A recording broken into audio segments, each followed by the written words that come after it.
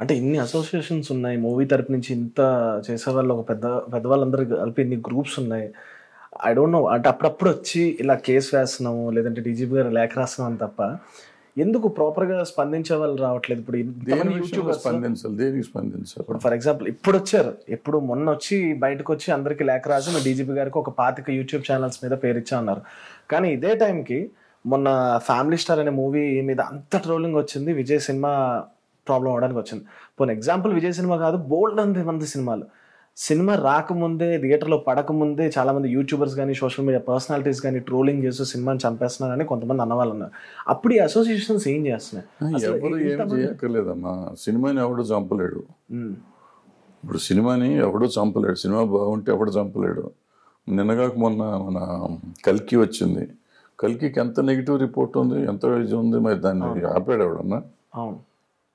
KGF ఎవడన్నా ఆపాడా? బాహుబలిని ఎవడన్నా ఆపాడా? పుష్పకు ఉంది, పుష్పకి నెగిటివ్ ఉంది. పుష్పకి ఎవడన్నా ఆపారా? ఆడే సినిమాని ఎవ్వడూ ఆపలేడు.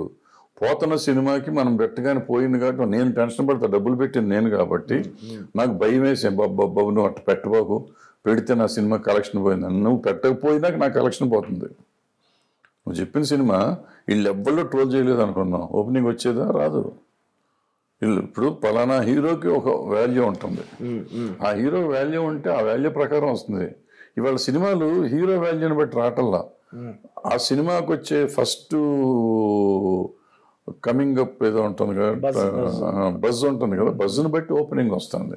బజ్ క్రియేట్ చేయటది నువ్వు బట్టే ఫస్ట్ టీజర్ కానీ, లేకపోతే ఫస్ట్ లుక్ కానీ, ఏదో మోషన్ పోస్టర్ కానీ, టైటిల్ కానీ, ఏదో ఒక దాంట్లో బజ్ తెప్పించగలిగితే సినిమాకి వస్తున్నారు.